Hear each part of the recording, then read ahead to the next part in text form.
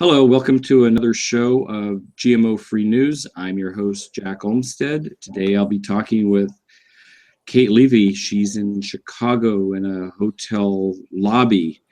How are you doing today, Kate? Good. How are you doing? I'm doing just fine. Why don't you talk about how you got involved in this project with Kurt Guyette with the ACLU? Well, I'd say back in the spring, Kurt and I knew each other. I had done some work previously for the ACLU about Detroit's water crisis, and Kurt started following the Flint water crisis with sort of an increased rigor. And I had mentioned to him, look, Kurt, if you ever need any video support on that, I'd be happy to, join you in Flint and, take some video of, the meetings you're going to or your interviews. It's good to have them recorded anyways. And he took me up on that, and the collaboration just started really organically. And we started, working towards a short documentary about where things were standing as it sort of was in April, May of 2015. ACLU was sort of excited, and as they were his employer, but they were excited about the video work that I was doing. So contracted me to work with Kurt on a short documentary, and just gonna plug my computer in. You're talking about Hard to Swallow? Yeah.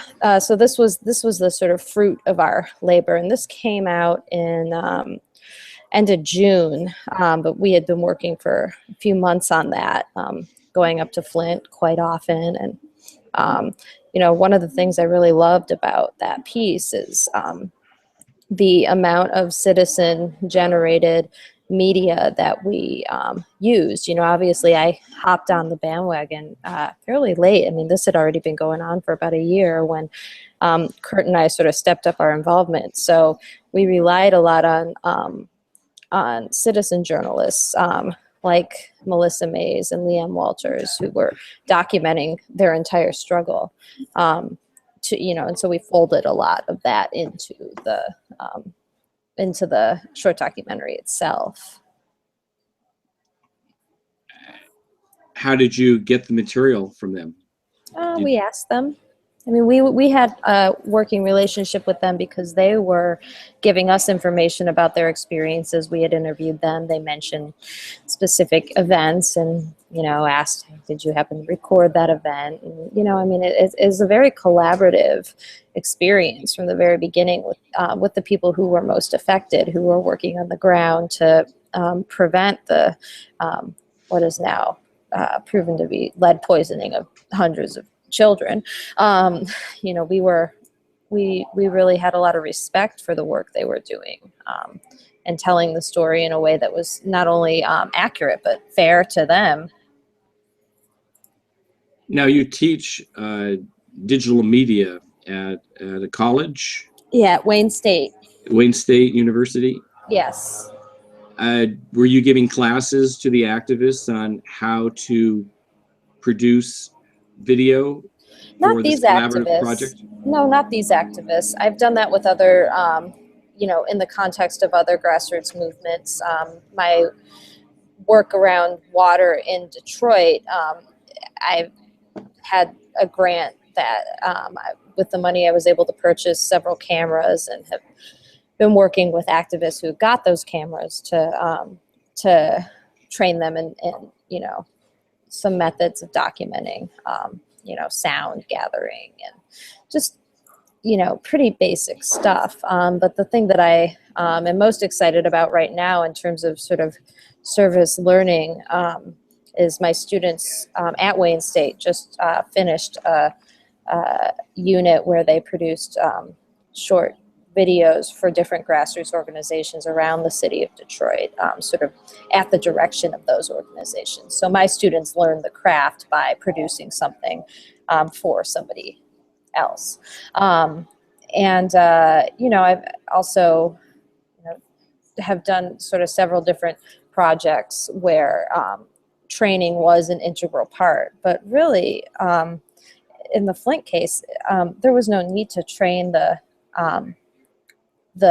activists on how to use video, because they were very adept at using, you know, the documentary devices that they had, cell phones and, you know, point and shoot cameras. And, you know, they didn't request training on that. So, you know, I think that the aesthetic of cell phone video, or, you know, sort of poor quality non-cinematic video is really important, because it shows that anybody can sort of take control of the narrative that is being told about their community. So, can you explain service learning? Service learning is sort of a concept where, in the process of attending college or being sort of ensconced in a privileged university setting, that you actually work with the community that you know, is surrounding the university, who may not benefit from the university as much as the students themselves, and helping to support you know, the needs of those people through research, or doing the craft that you're being trained in. You mentioned a grant that you received to get equipment. Can you talk about the kind of equipment that you got? Yeah, I got a grant from the Metabolic Studios in Los Angeles. They were funded through the Annenberg Foundation, and they were doing a re-granting, and they wanted to focus on work that was happening around water in Detroit. And so I was one of the grantees. My project, Detroit Mines Dying, was funded. I got $10,000 to put together this website and work on the documentary film about the water shutoffs that I'm working on, as well as to put cameras into communities. And the last of that funding just went to a survey process that's being led by an organization called We the People of Detroit, to canvass different neighborhoods to sort of get an on-the-ground look at the scope of the effect of the water shutoffs in Detroit. You want to talk about the website, Detroit Mines Dying? I've got it up on the screen. Sure. Give us a little tour around the site. Okay. So you land on the page, and this is a trailer for the film. And then you see all these menu items at the top, and we don't have to go through the film. I mean, it's like it's an extended trailer, and it sort of shows you what's contained in the film itself, and also what's contained in the film, or in the website. And in the website, you know, there's several different, if you click on one of the headers, you know, background information, you know, and this is a wealth of information. It's really meant to make transparent the process of making a documentary film. So if you click on one of these menu items, these drops of water, it'll take you to sort of a section of the film that is sort of the background information part of the film. It'll show you a nice video, but then there's also, if you have more questions about this this particular video, you can click on, you know, one of research, you know, if you click on the one below or above, some of them link out. Some of them, you know, this talks about a federal lawsuit in the 70s, so you can read all about that. And then under suggestions are other videos. So it's really like a choose your own adventure of documentary film. And this has really been helpful for me, so I can figure out what, you know, where the stories that I'm telling with this incredibly complicated issue are converging, you know, where I can cut, where I need to add. And it also makes it the research itself accessible, so that other people who want to author work about the Detroit Water and Sewage Department or water affordability in Michigan have access. So that's sort of in a nutshell. And then ongoing coverage at the top, that's sort of where, if you click on the top, ongoing coverage, top menu, very top. You don't I'm have to getting up scroll up. there. Yeah. Oh, Yeah. up at the top? Yeah, right up at the top. Ongoing coverage. Ongoing coverage. Here we go. Yeah. You know, you can just scroll down. You know, these are, you know, this is September 2015. This is a video that was recorded by one of the people who got a camera, Russ Ballant. Then I edited it together. If you scroll down more, this is another person who recorded something Right with here? the camera they got. Yep. So it enables people to document, you know, parts of the struggle that I can't always be available for, because, you know, a lot of my time is consumed with actually editing and researching. And What so, kind of cameras? What kind of cameras did they get, or did you get? well, I got them camcorders and handheld Zoom recorders.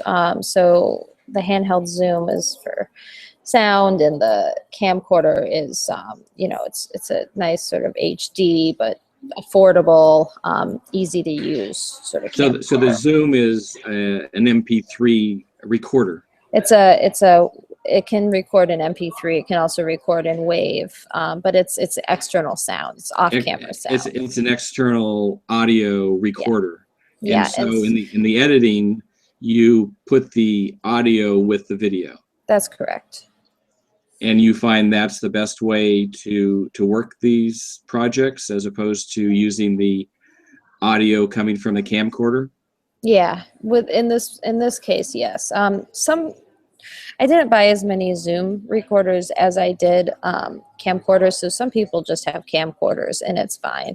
But you know, there are a couple of people who I also had funding to give Zoom recorders to, and those are people who maybe go to a lot of community meetings and can actually plug the Zoom recorder directly into the sound system of the place where the meeting is being held. So you know, I don't have a ton of resources. Always looking to get more resources so they can be redistributed, so people can continue to document their own fight. And, you know, my role is really to just help with the editing process and to help people understand how to edit their own work. So everybody shot in HD? Yeah. Yeah. So, and these camcorders, are they about as expensive as the Zoom recorders now? Yeah, I guess so. They're about the same. They're about $250 for the HD camcorders, and then about $250 for the Zoom recorders. Sure. So about $500 package. That's what you're talking about. Yeah. And then you upload everything. Yeah, not all of them have Zooms. Some of them, the sound is okay on the camcorder, and you know, and a lot of this can be done. And this is another one. And then sometimes I take just appropriated videos and cut things together. Like this one here is just something I pulled off the web, and it's important to sort of understand the subtext of what, you know, these elected or unelected officials are saying in city government meetings, you know. And so if you scroll down, but this one with the two men sitting at the table, the budget and finance, they're talking about how, you know, if they were to stop shutting people's water off, it would make the bondholders unhappy. Basically, it would make the bonds less marketable. So, you know, really trying to help people understand that, you know. And there's other, you know, Drops in the Bucket is a piece that Kurt and I made together for the ACLU, but I put this on here because it's relevant to Detroit. And this was actually made using a citizen journalist who did this footage.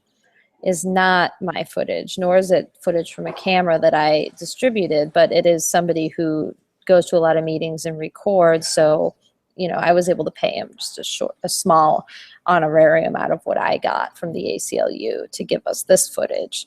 And he's talking about, you know, how he's, you know, made all these efforts to help keep people's water on. And then this is footage that I shot with Kurt. And so I like the juxtaposition of sort of grainy, you know, not professional video with the highly sort of tack sharp video like this, in this. Because it shows sort of a spectrum of expertise and a spectrum of collaboration, you know, between people who are sort of skilled professionals like myself, you know, Kurt, or, you know, and people who are just deeply invested in justice. Is that what really motivates you? Justice for all? I mean, there's a lot of things that motivate me. Well, you want to go down a list? Where's justice on your list? I mean, I think I'm motivated by the fact that there's deep historical, structurally embedded inequality. And in Michigan, you know, where I grew up, I was deeply affected by that because I, as a white person, grew up in a racist and classist society. I grew up reaping the tangible benefits of that society. And so that in itself is traumatic. And so you work through that and you sort of reverse the effects of that by, you know, standing on the side of people who want to understand what actually happened. You know, the inability of people in power to look at sort of the historical record of disenfranchisement beyond those who are disenfranchised power. You know, it's not self-disenfranchisement, it's inflicted. I think that inability to look at that track record is scary. And if we can't look at the past, and yet we're sort of, I mean officials who are currently in power in Michigan government, if those officials are talking about sort of their technocratic brilliance, but refusing to acknowledge facts and look beyond the most recent past, then we're really in trouble. So, I mean, that's in a nutshell. Okay. Is there anything else you want to talk about on Detroit Mines Dying? No, I just think the full-length interviews are really important, because if you go up to full-length interviews, you'll see several interviews of that I've conducted in the course of working on the Detroit water shutoffs, and most of them are transcribed now. That was another way I used the grant funding, was to hire people to transcribe my interviews, because you know, and this is useful, I think, for people, this and then the individual stories, because a lot of people want to talk to people who are directly affected by the water shutoffs and don't have access because they haven't been part of the community and people are skeptical. So I think that this is a way for people to learn about stories of water shutoffs without having to ask people to tell the same painful story over and over and over again. You know, and if you're an academic or another filmmaker, this is, you know, obviously with permission, more than open to, you know, use. So I'm on Peter Hammer, his video, and we're looking at his transcript right here. Mm-hmm.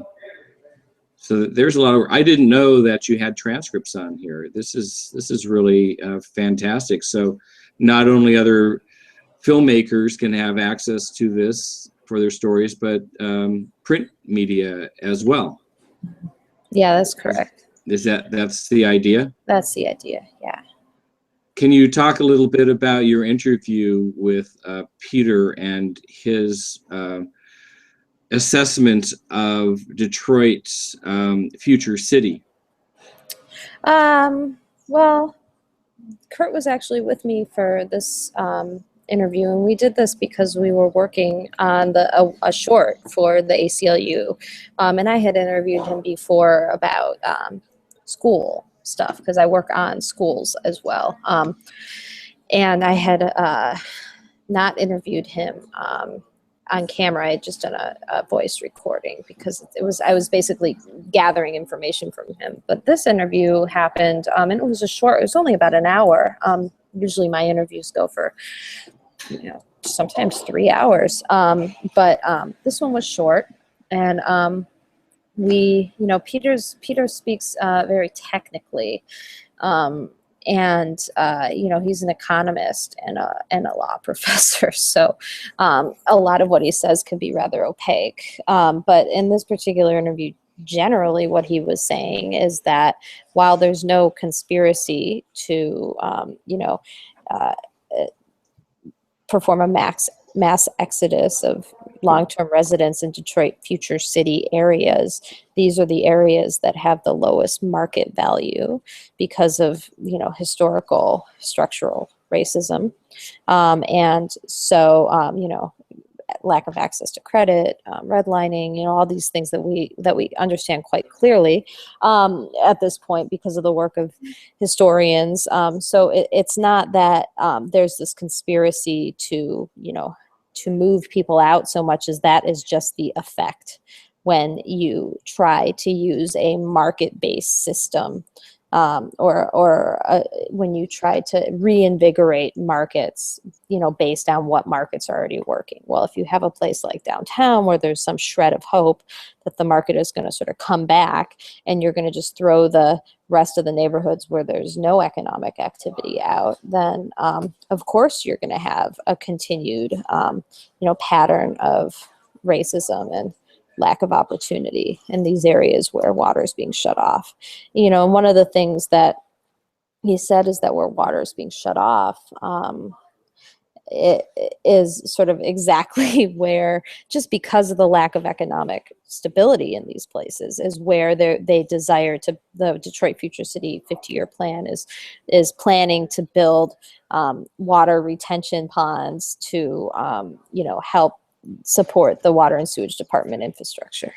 So the homes that people are living in today will be underwater in the near future, in the general Detroit plan. Quite literally, yeah.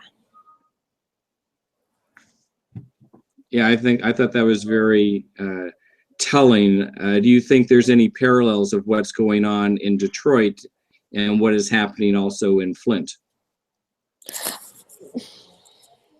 Yeah, there are parallels, but it's a different city, and not only are there parallels, but there are direct linkages, and this is, the Great Lakes Water Authority is this new sort of regional water authority that was put into place as a result of the bankruptcy.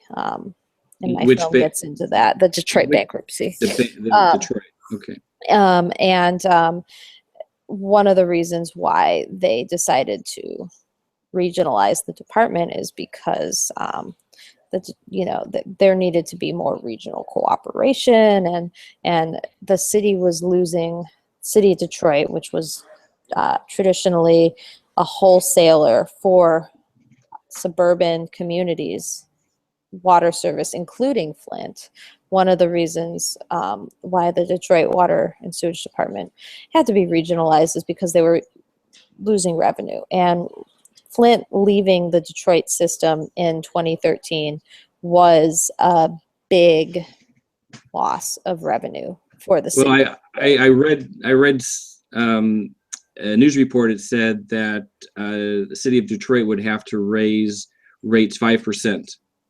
And that would take care of the revenue lost to Flint, although Flint was their largest water customer. Right, right, and that's, you know, I don't know if I've read that report in particular, but generally it was a big hit to the Detroit system, and so, you know, it's kind of like a what came first, you know, the chicken or the egg. Did Detroit lose revenue because you know, it wasn't doing a good job, or is Detroit not doing a good job of providing water service because it's lost revenue? And it seems that Well, in you have a some shrinking way, you have a shrinking population too. So yeah, the yeah, infrastructure that was created when they had a large population is no longer viable to support the services, right, of course, to support the machine. right. But there seems to be some sort of connection between Flint, the water and sewage department needing to lose the revenue in order to regionalize, and Flint leaving, and Flint, you know, it's hard to sort of quantify or prove, because but it's very lucrative for Flint, for certain people to build a new water authority in Flint. You know, the Karagandhi Water Authority is going to be a boon to certain contractors and certain, you know, municipalities, and this choice to take Flint off of the Detroit Water and Sewage Department during the time that it was building the pipeline for the new water authority, it was made by the same, like, that decision, and then the decision to regionalize was made by the same person, the governor, because you had two different emergency managers in place at that time who were both answering to the governor. So it's hard to not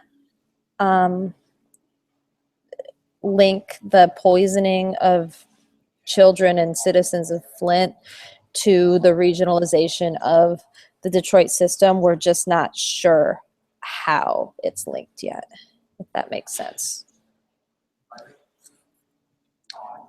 When did the story start for you?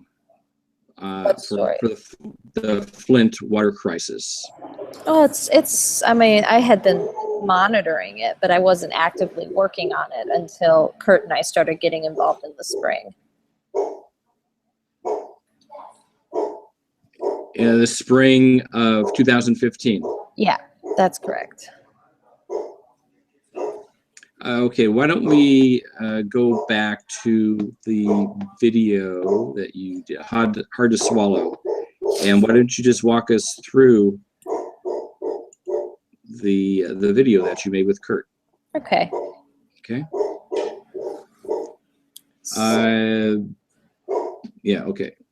I just had a delivery, but that's okay. He left it at the door. Yeah, and I'm gonna have to get off at 1:30 because I have to check out of this hotel. Oh, really? Yeah. Yeah. So 1:30 you have to check out, or? Yep. Yeah, I have to go at 1:30. So we should wrap this up in 15 minutes. Oh yeah, we have a half hour, right? Oh, half hour? Okay. Now. Okay. I mean, 25 minutes maybe. Okay. I've got the title screen up. Yep. You see it? Yep. You want to talk about this shot? Oh, yeah, I love that shot. I like that shot. And I know Kurt talked about sort of the water, you know, the one side is dirty and one side is clean. What I think is sort of like this kid running up the hill and not being able to escape.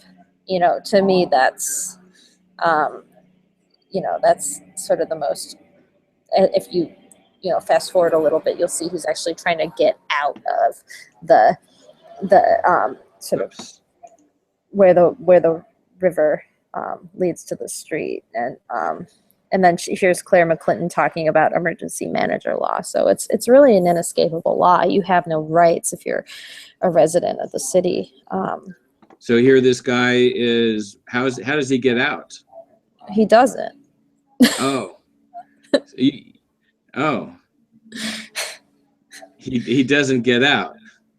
No, Well, that's really cool. Did he have to walk back down the hill? I don't know. I mean, I stopped shooting. Oh, you stopped shooting. Oh, wow. Okay. I mean, maybe he tries to.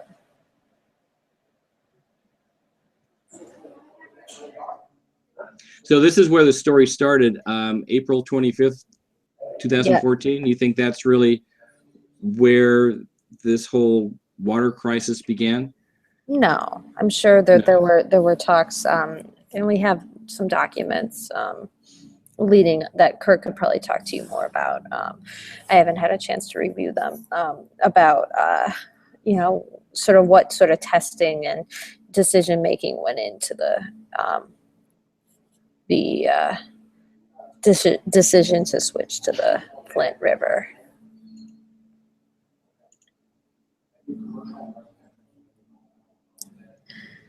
And then this whole sort of montage is important to me because it's an example of appropriating mainstream media. And the goal is not to sort of, throw the media under the bus.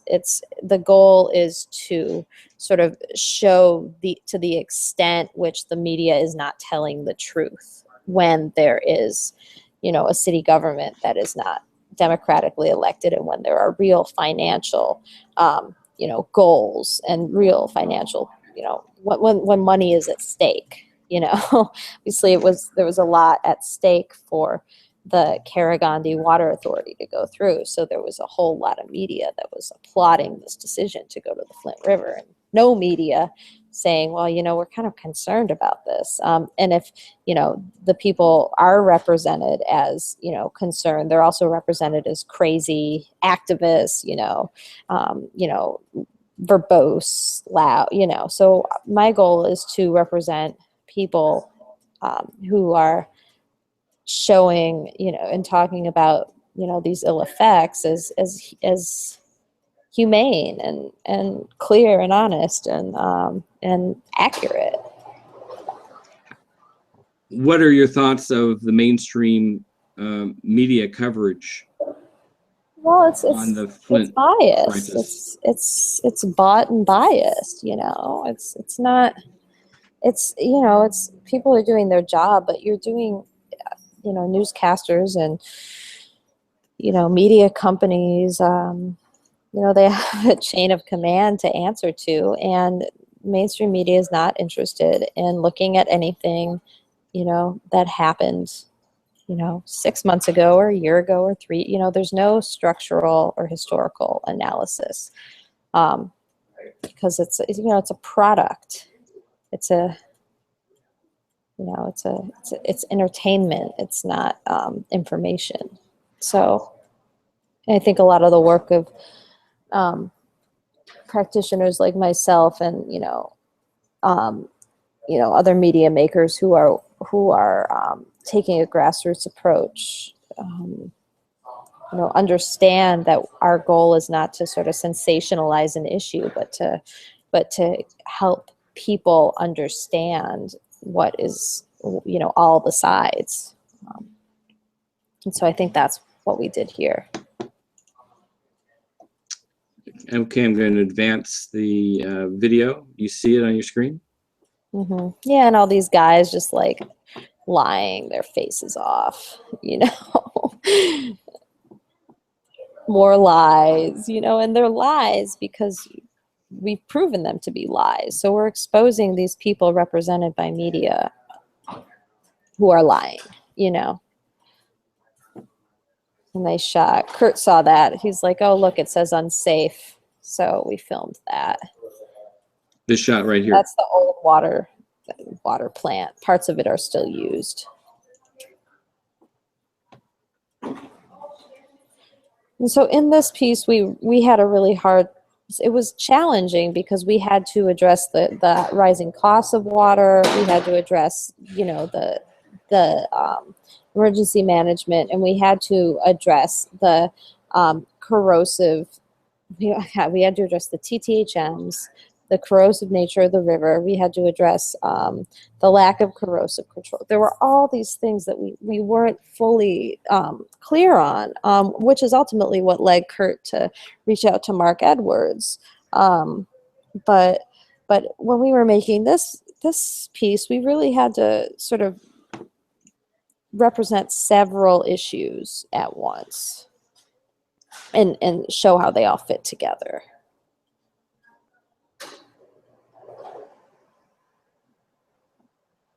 And you know, Pastor Harris was really good at just, you know, sort of laying out, you know, the health on one side and the monetary issues on the other side. And, you know, the thing is when we talk about money on one side and health on the other, I mean, those two things, it's always more cost effective to care about the health of the citizens. You know, short-term monetary decisions don't work. You know, they don't lead to long-term savings. Decisions made for year-to-year balancing of the budget, or you know, in the public sector, or, you know, year-to-year shareholder value in the private sector, it never turns out well. It certainly didn't turn out well for Flint. No. They talk about financial responsibility, yet they've been totally irresponsible. They're facing billions of dollars in the hole. A lot of money.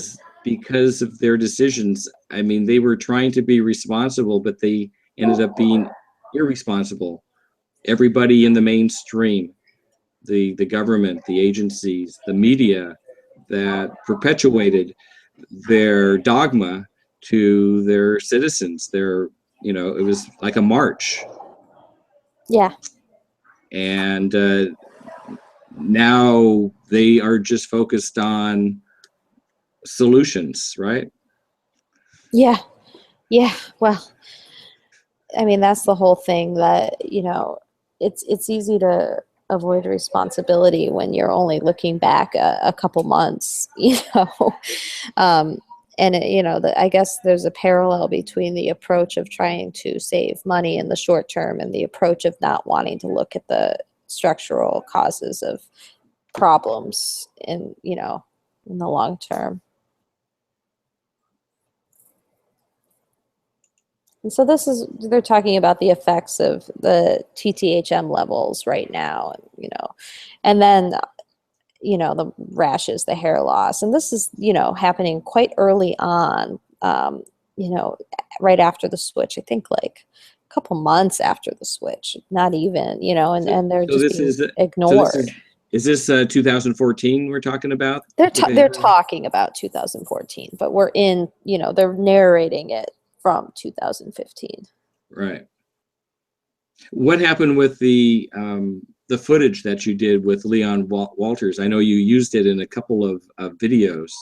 Yeah. The same footage. How long did you talk to her on her doorstep, on her front step?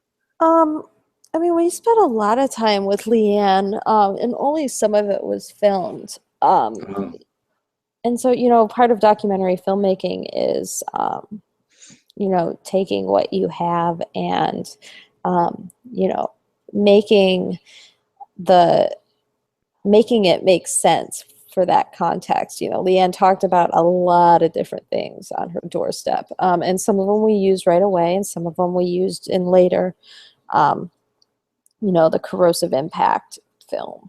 You know, they all sort of, you know, all the films had footage from the first interviews that we did with people, because you know, because they sort of say it all, and they say it all really quickly, and you know, there's a ton of information coming out, and we just sort of need to, you know, weed through it and figure out what order it's occurring in, you know. this was this was citizen shot. The one of what's his name, Ambrose, talking sort of to the community of people who have brought these concerns and just sort of, brushing them off and calling them crazy, and being so just unfathomably rude to the people he is supposed to, be looking out for. The financial health of a city should be directly related to the, health of the citizens of the city. And in this case, the citizens are clearly an obstacle to the financial health. And I think that this clip shows that really well. And his disrespect for the citizens. Yeah. Talking down at them. Yeah. Very rude man.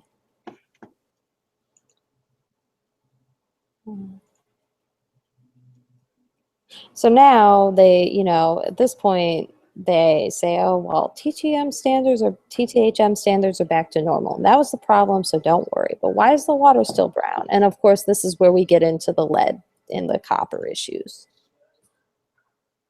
But you have media saying they're fine, everything's fine. And this is my favorite. If you don't believe those tests, this is a democracy. And then someone says, well, how is this democracy? And then he says, well, it's as much as we have for now. And this is a ridiculous thing to say.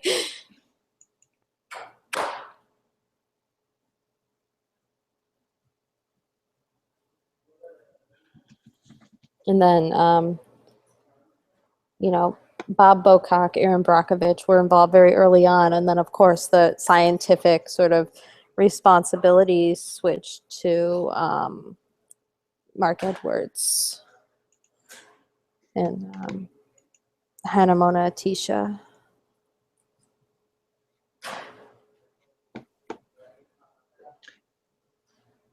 And so all this is going on, and this is months and months and months before they finally listened. And it just goes to show you that they won't listen unless they are embarrassed by the media. And one of the reasons why the media is complicit is because they know they just won't embarrass these dictators. And they're not gonna stir the pot unless the media makers on the fringes force them to and get the good story before they do, which is exactly what happened with Kurt and I got sort of the gold mine story out. And then all of a sudden they're like, oh, wait, we do want to tell this story. It is really interesting because it's garnering national attention.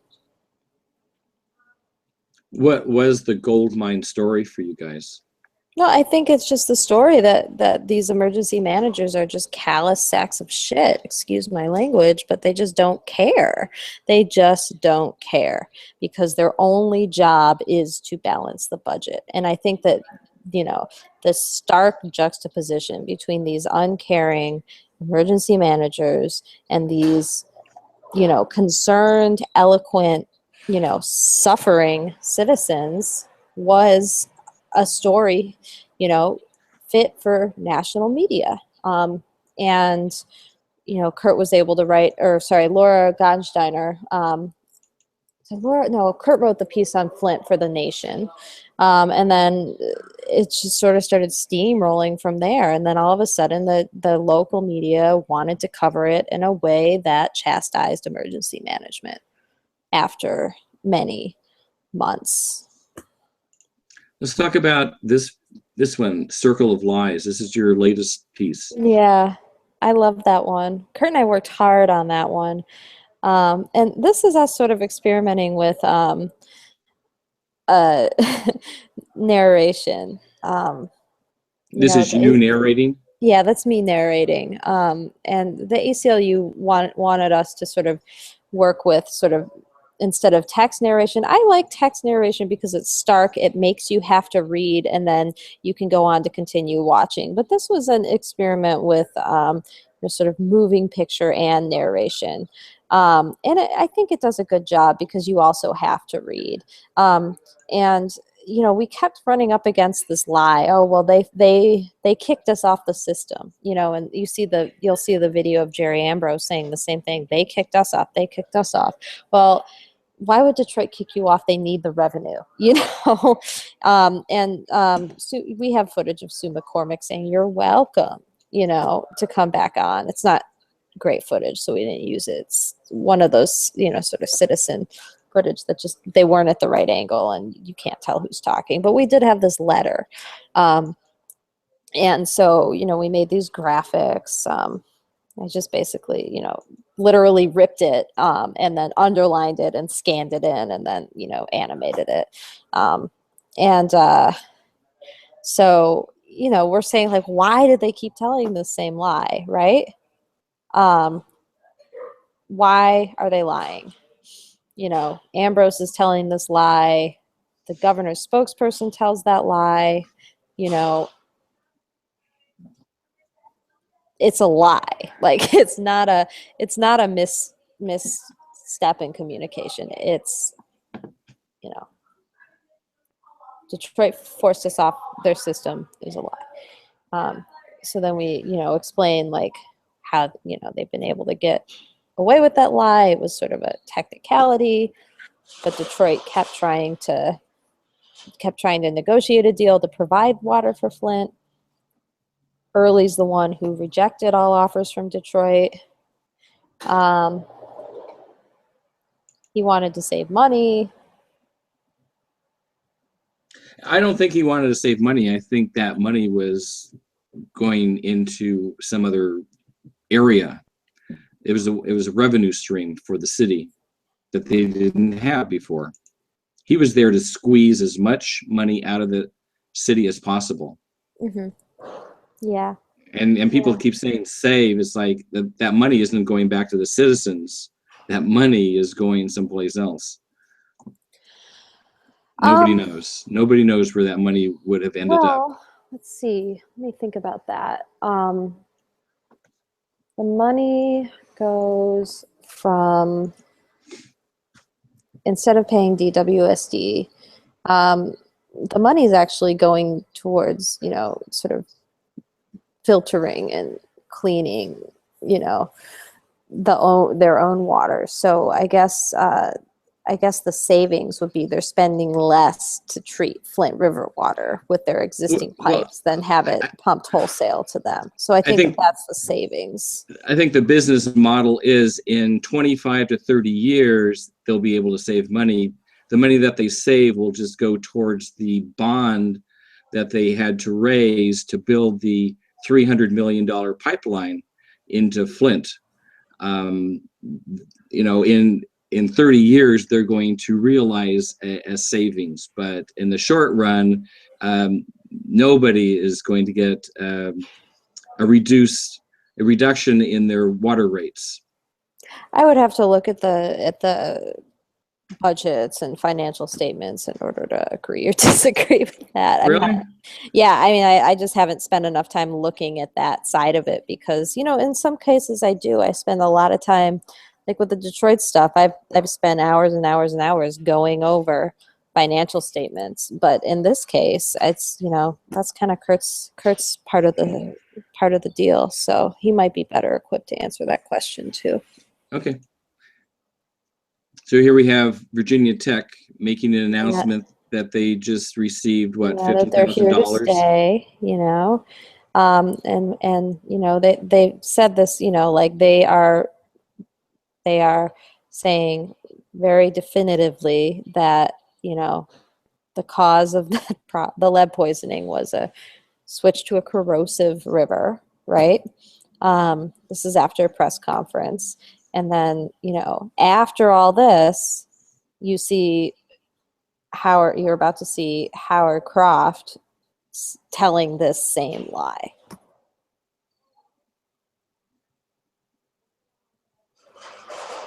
So he's saying this is what happened, this is why it happened. And, okay, well, let's throw it back to Flint. Hold on a sec.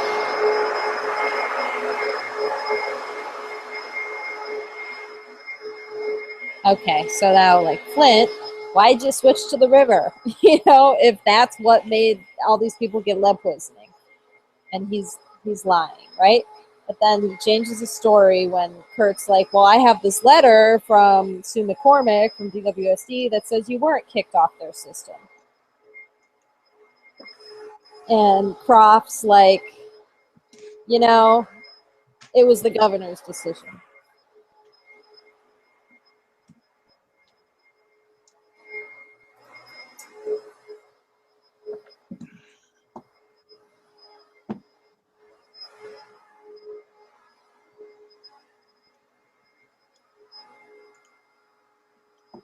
And here Kurt goes back to the governor's office. Yep. And so then we're like, okay, governor, why'd you make this decision? And that's when they lie.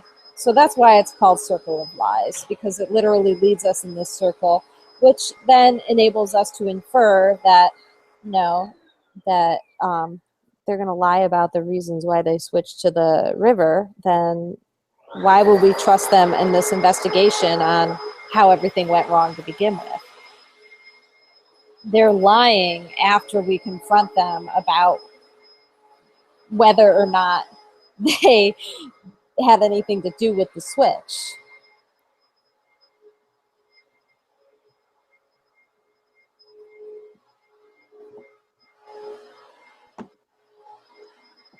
And of course, their answer is Brita. You know, the governor's office funded the distribution of these water filters before he even admitted that there was a problem publicly. And, you know, that's kind of a jab. Like, look how happy we should be with this, you know? This isn't about blaming anyone. Everybody's getting free water filters. Yeah, like one free water filter per family, and then you have to pay. Like, it doesn't even make any sense.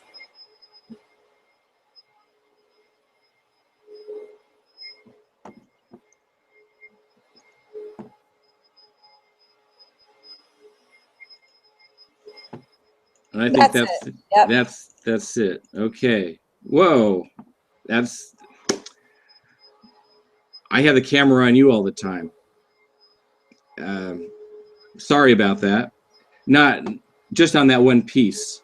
Okay. So probably have to cut that out. This is kind of like citizen journalism on the fly. Yeah. I normally work with a host and I do the technology in the background, so these little hiccups don't happen. I can just focus on changing the camera and the other person can focus on talking. Try to do two at once, something's going to give. Yeah, I know how that is. And unfortunately, instead of the camera being on the visuals of the video, it was on you watching the video. Not too compelling. Anyway, we're at the end of our time. What's next for you? Are you going to continue to follow the Flint water story with ACLU? Are you going to come up with a fifth short documentary? You know, right now we're working on an interactive timeline of the whole fiasco, and that will include video interviews that sort of slide out from the timeline. You can see an example of another timeline I did recently on the housing crisis in Detroit at DetroitHomeownership.org. But I'm working on another piece about a school change under emergency management that's sort of nearing its completion. I'm continuing to work on the feature film about the Detroit water shutoffs that is coming out of the website. A feature film so that you go to film festivals around the world and get awards. Yeah, I'm sort of there's another group of documentary filmmakers also working on it, on the Detroit water crisis, and you know, they're definitely taking a more sort of traditional film production approach, and so, you know, their timeline doesn't really affect my timeline, but I'm definitely aware that there's other work being done. So, you know, if there's, you know, another film going to a festival about the Detroit water shutoffs, I might sort of change my strategy. I don't know. But with all likelihood, I'll be entering it into film festivals. And do you have any date set when you want to get that out? And no, independent film production is a long process. Long process, so it could and be. it's available now, you know, as a work in progress. I mean, I am very transparent about my process, so I make drafts available. And they're available on my website. And you put that on your Vimeo account? Yeah, my Vimeo account is not the best place to go. DetroitMinesDying.org is the best place to go. And they'll be actually within the next couple of days, people will be able to watch whichever version of the water shutoffs film they want to see, whether it's the one from May or the one from this December or the one from, you know, April of 2014 when I started putting out drafts of the project. So. Okay, well, thanks so much. Yeah, Kate, thanks for having me. Spending a little bit of time with me in the lobby of your hotel. And hopefully we can do this again. Yeah. And there'll be links and other information in the description box below on the YouTube video. Thanks so much for watching. We'll see you later. Hold on a minute. I want to talk to you in the green room before you leave. Okay. So long. Bye.